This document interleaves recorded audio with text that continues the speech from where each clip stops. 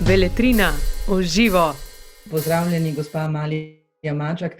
Pogovarjali se bomo o romanu Petra Handkeja, Žalost onkraj sanj, torej o romanu, ki ste ga vi prevedli in ki je nedavno izšel pri založbi Beletrina. Zdaj, uvodoma, ponoven prevod tega romana se mi zdi zelo zanimiva poteza.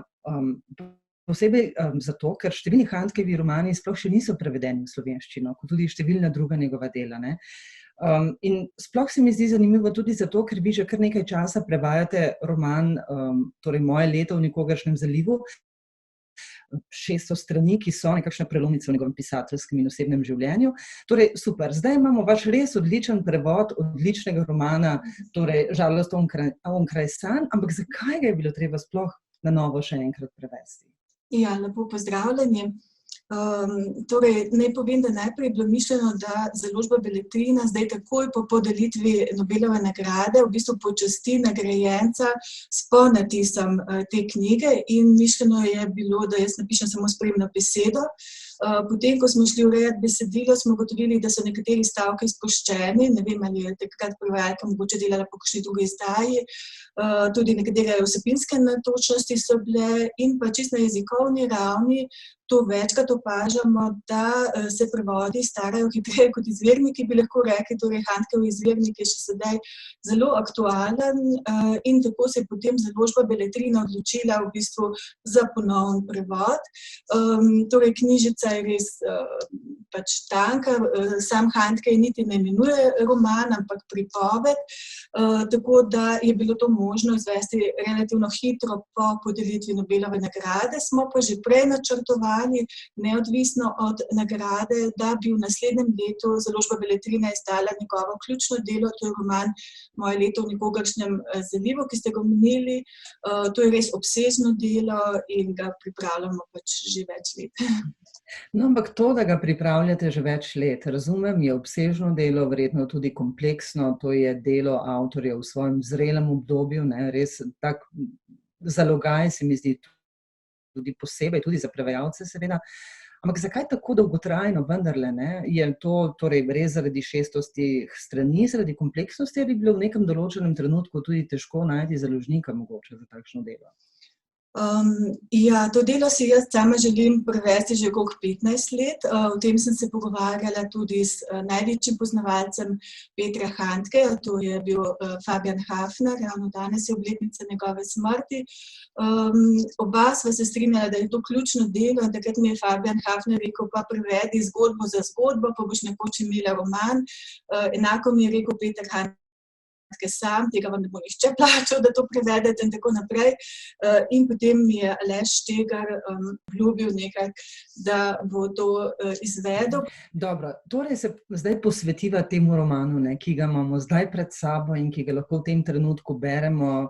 Zdaj ne vem, kakšna je situacija v knjigarnah, ampak verjamem, da marsikdo tako že gre v knjigarne, tudi, ne vem, mislim, da obstaja tudi spletna knjiga, torej na Bibliosu se da to prebrati, Torej, marsikdo je to že prebral, marsikdo še bo. Zdaj, recimo, jaz sem ta roman prvič prebrala, seveda, torej prejšnjega prevoda nisem prebrala, ampak se mi zdi res to življenje Handkejeve matere v tem romanu tako absolutno presunljivo, ko je zgodba tako napisana na papirju, čeprav v resnici midve obe veva, je to zgodba generacij najinih babic pravzaprav, In je kar mučno pomisliti, kako so te bistre izobrazbe željne ženske praviloma imele točno toliko možnosti kot Handkejeva mama. Torej nič. Koliko je vas to, ne vem, tako preganjalo in prežemalo, ko ste to recimo prevajali, ta roman oziroma pripoved? Zdaj sem knjigo brala in v nemščini že pred leti, mogoče večkrat, tako da me ni tako presenetilo, Recimo, lahko povem, moja hčerka je rekla, da je težko brati to knjigo, ker ne more verjeti, da ženske niso imele toliko pravic, Za njo je samoumevno to, kar danes lahko počnejo dekleta, žen. Recimo bi navedla, ravno danes sem videla pač neko fotografijo, en nemški pesnik jo je objavil, in sicer nek nagrobnik, kjer so vsi napisani z imeni, potem za žensko v tej družini pa samo piše Unsere Mutti 1913-1980. Tako da to je neko zreduciranje neke osebe na neko vlogo, ki služi drugim, ni pa nujno, da njo izpolnjuje. Tako da Handkejeva mama je pač bila ženska, ki se je želela nekaj več, ki je želela biti tudi nekako umetniško dejavna, zelo rada je imela glasbo, rada je brala, tudi pisala, ampak to v tistem okolju in v tistem času sploh ni bilo predstavljivo. Kar se mi zdi zelo žalostno je to, da Handke pravi, ona bi si znala pomagati, če bi nekdo namignil, recimo, jaz sem potem razmišljala, recimo, da bi nekdo neko službo ponudil, karkoli, kar bi jo izpolnjevalo. Tako da to je tista tragika, da v bistvu ni bila daleč od tega, zavedala se je, kaj hoče, želela si je, kršila je pravila, ampak vseeno ni dosegla te svobode. Ker verjetno marsikatera ženska v tistem času pa sploh ni videla, da obstaja neka meja, čez katero bi sploh lahko šla. Tragično je, kot ste dejali, da ona jo je ves čas čutila, verjetno intuitivno, in tudi časi so bili taki. Recimo, to je ta knjiga. Torej, v času, ko je Handkejeva mama naredila samomor, recimo, sva se midve približno rodili, tam nekje v začetku 70-ih, in ob vseh teh naših današnjih občutljivostih, ko gledamo ta svet in ugotavljamo, da se sodobna družba morda spet spreminja v nekaj, kar za ženske ni najbolje, ali pa tako čutimo, ali se bojimo, hkrati v bistvu kar zadene, ko misliš, kako so živele one in kako živimo mi. Torej, če se le da, imamo svojo sobo v tisti hiši, kot Handke temu pravi. Ja, Handke pravi, da je pač mama živela v hiši brez lastne sobe, v bistvu v tej hiši nihče ni imel lastne sobe, niti otroci, pač majhna kmečka hiša, v kateri so živeli pač v zelo, zelo hudi revščini, tako da mogoče lahko že zdaj povem, da Handke v življenju ni bilo nič podarjeno, torej vse si je pridelal, prebral, prigaral sam. In ja, tudi on zelo lepo opisuje, kako recimo ženske niti niso drugi potožile, kako jim gre, ker so točno vedele, kako gre drugi ženski, ker so bile vse v tem skupaj, nobeni ni šlo dobro, razumele so se brez besed, ampak vseeno ni bilo neke solidarnosti in takšnih stvari.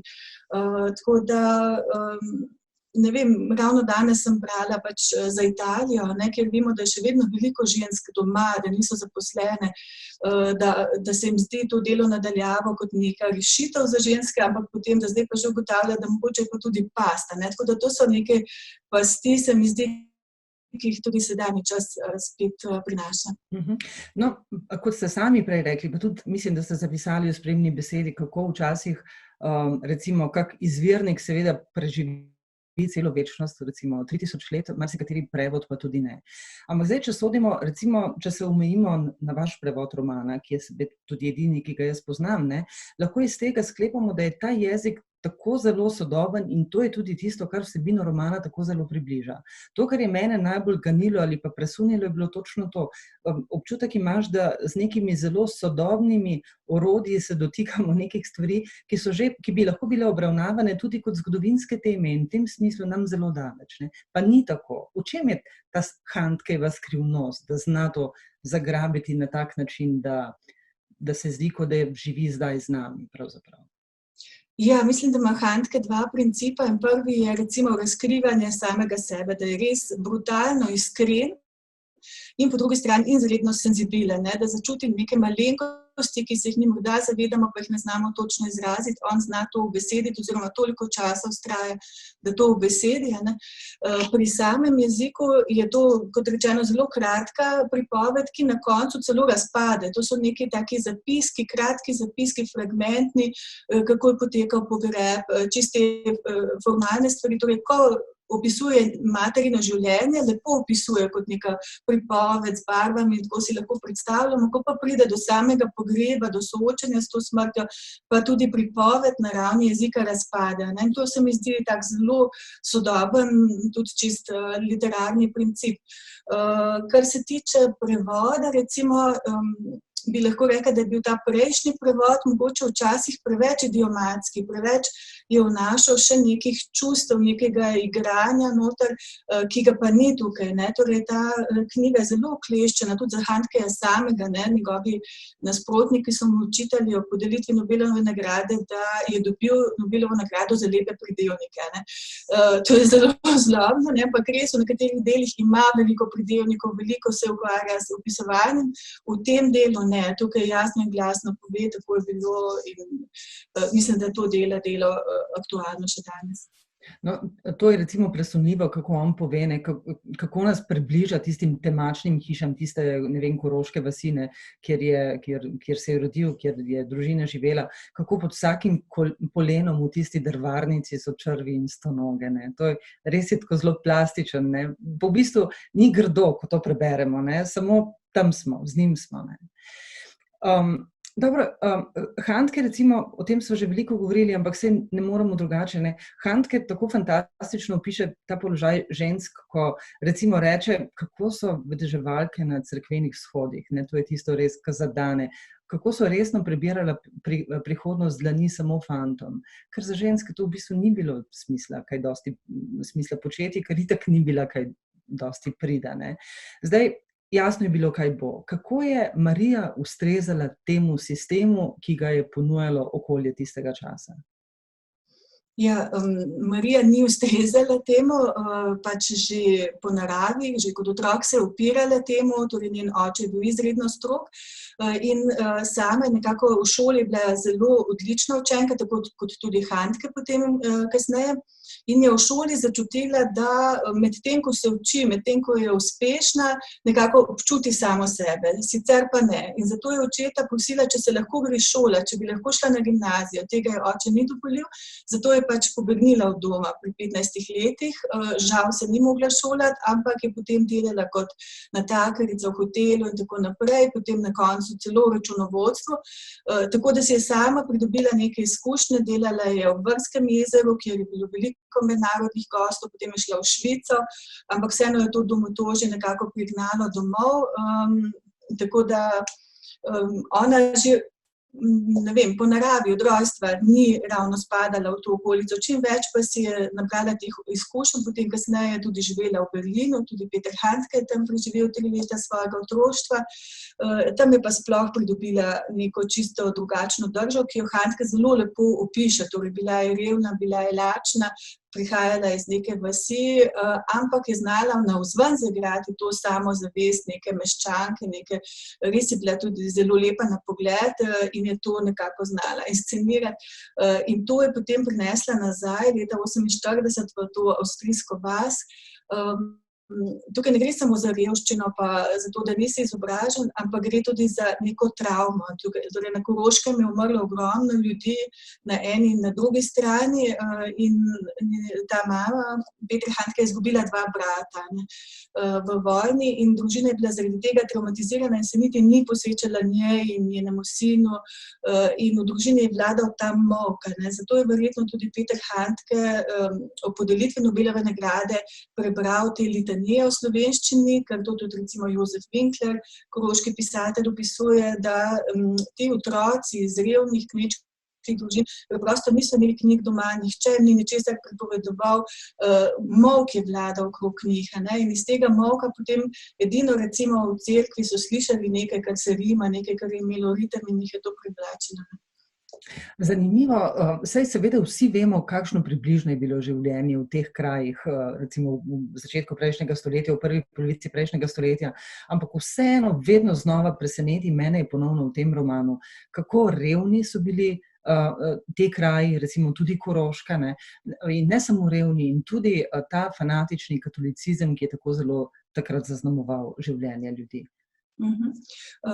Torej, ja, ta revščina preseneča, tako bi si mislili, da na kmetiji pa ne more biti lakote, ker imajo vendarle polja pa neke živine, ampak dejansko je bila ta revščina in bila je tudi neka notranja revščina in to se zelo dobro pokaže in tukaj vidim tudi eno aktualno potezo te pripovedi, kako so bili te ljudje, ki jim je vsega primanjkovalo, tudi nekih vsebin, nekih skupnih ciljev, kako so bili dojemljivi potem za fašizem, ki je pa prinesel neke, ne vem, veselice, neko okraševanje hiš in takšne v bistvu zelo ideološke, zelo nevarne zadeve, oni so pa temu nasedli, zato ker je bilo enostavno njihovo življenje povsem izpraznjeno pred tem in so pač želeli in slišati obljube in imeti ta občutek neke skupnosti, nekih skupnih ciljev. To Handke zelo, zelo dobro tukaj opiše, kako je bila njegova mama v bistvu povsem nepolitičen človek, pa še vedno je to privlačilo, ker je dalo nek občutek, da ima prijatelje, da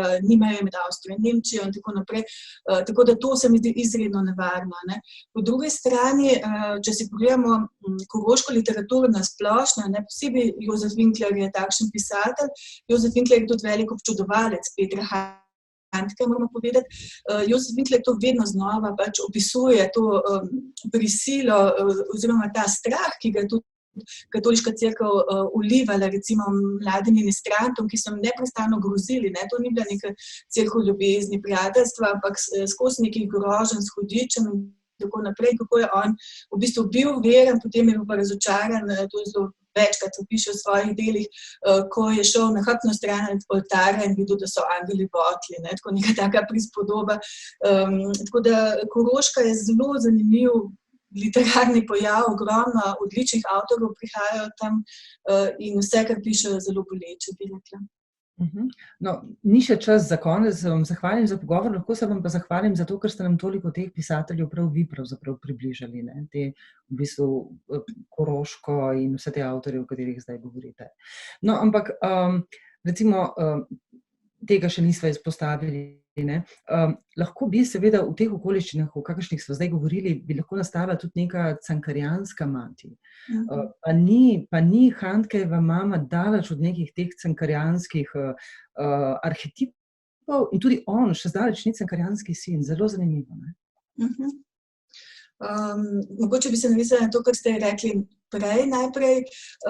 In sicer je to bilo neko naključje, da sem na koncu do sedaj prevedla več avstrijskih avtorjev kot pa nemških. Meni recimo pač je nemška izgovorjava bolj všeč kot avstrijska, tudi nemška mentaliteta, mislim, to je posploševanje, seveda bi si upala trditi, da mi je bliže s to neposrednostjo, direktnostjo, ampak na koncu sem prevedla več avstrijskih avtorjev in tudi za nemško literaturo je značilno, da najboljša literatura nastane na njenih robovih, torej od Kafke na Češkem do švicarskih pisateljev, Friša, Dürrenmatta in do te Koroške, ki je nek skrajni rob in se že meša s slovenskim jezikom. Torej tukaj na teh stičiščih nastaja najboljša literatura, po mojem mnenju.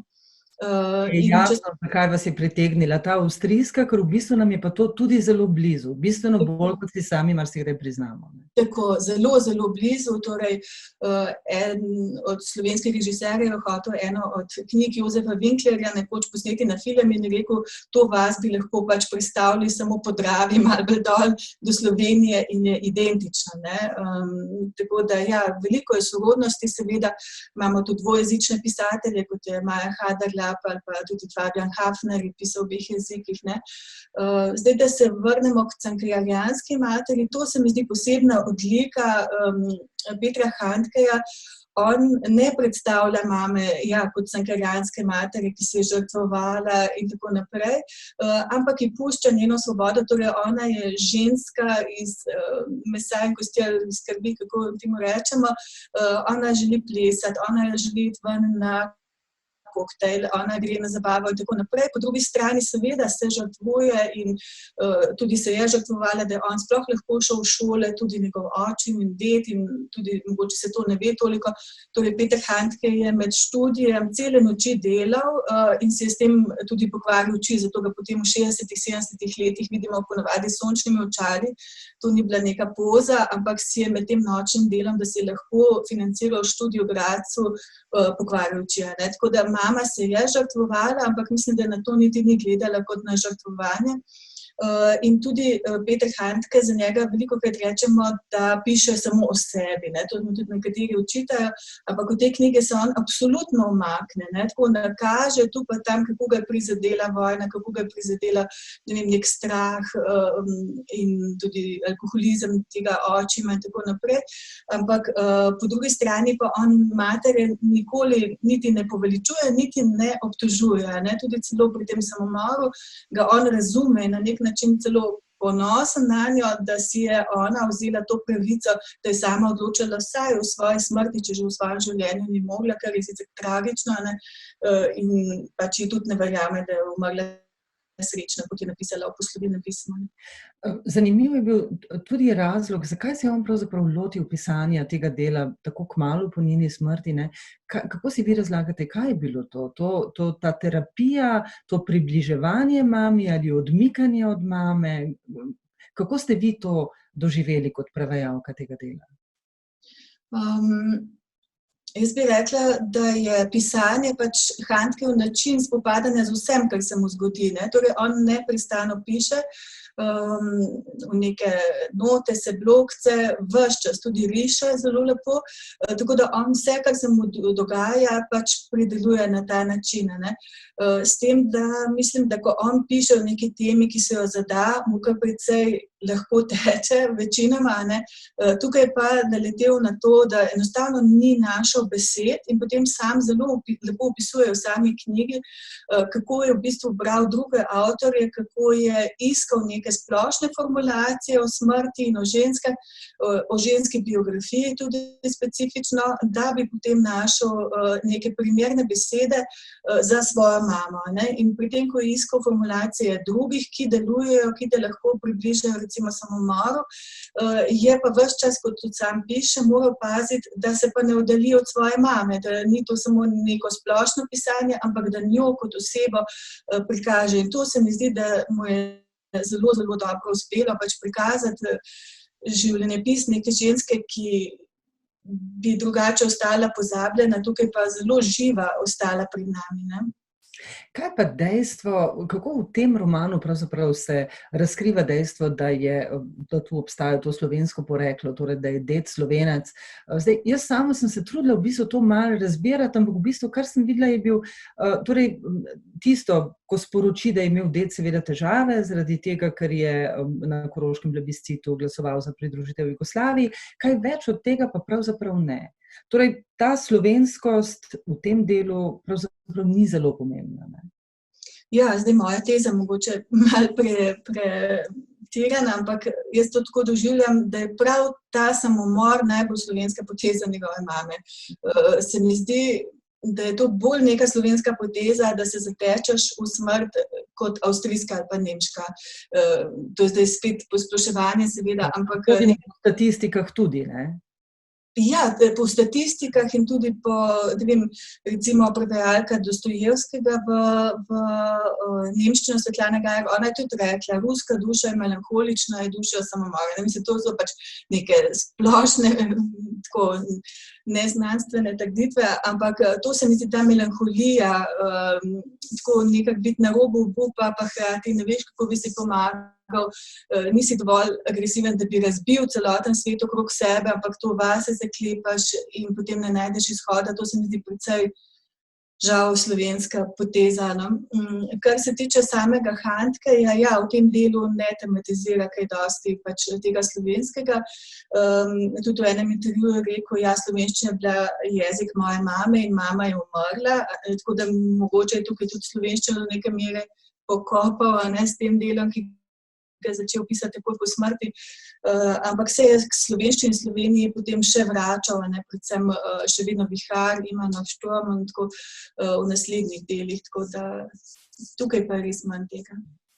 Vi ste spoznali Petra Handkeja, glede na to, da je pogosto opisovan kot zelo samosvoj človek, pogosto ga opisujejo celo kot čudaka, bi rada vedela, kakšen vtis pa je naredil na vas, čisto človeško, če zdaj pustiva ob strani, seveda, da ga izredno cenite oziroma cenimo kot pisatelja. Ja, jaz sem z njim govorila 3-krat, prvič leta 1993 in potem pa še zdaj pred par leti in lani. Do mene, še takrat, ko nisem bila niti prevajalka, sem bila še na začetku poti, vedno izredno prijazen, rahlo sramežljiv na začetku, zadržan, potem, ko se sprosti, zelo humoren, zelo direkten, zelo ljubezniv, tudi me povabil k sebi v Pariz, da razčistimo nekatere stvari še glede tega novega obsežnega prevoda. Tako da, kar se mene tiče, do mene vedno skrajno prijazen in ja. No, namenoma tega pogovora nisem hotela obremeniti vsem dogajanjem v zvezi z Nobelovo nagrado za literaturo, ker se mi zdi pač izid tega romana prepomemben, da bi ga zdaj podredili čemurkoli drugemu, ampak za na koncu morda vendarle, ne. Vi ste zapisali v spremni besedi, njegov vpliv bo trajen, ali pa v nekem drugem tekstu morda, ne, zdaj sem to mogoče malo zamešala, vsaj za tiste, ki ga bodo dejansko brali, ne le o njem samo pametovali. Če sem vas prav razumela, oziroma to je bistvo tega vašega pisanja o Handkeju, tako veliko sprenevedavosti v celi zgodbi o Nobelovi nagradi in tudi sicer o njegovih, recimo, političnih stališčih, sem prav povzela v bistvu ta vaš odnos do celega škandala, ki je nastal ob Nobelovi nagradi. Ja, jaz se strinjam, da bi lahko poseben pogovor imeli, mogoče samo o tem. Seveda sem spremljala vse, kar je bilo v nemških medijih, kar je bilo v naših medijih, tudi angleških. Torej, jaz sama po sebi mislim absolutno, da Handke ne rabi mene kot odvetnice ali pa, da bo pač njegova literatura govorila sama zase in da si je za literaturo definitivno zaslužil Nobelovo nagrado že pred vojno v Bosni ali še posebej pred vojno.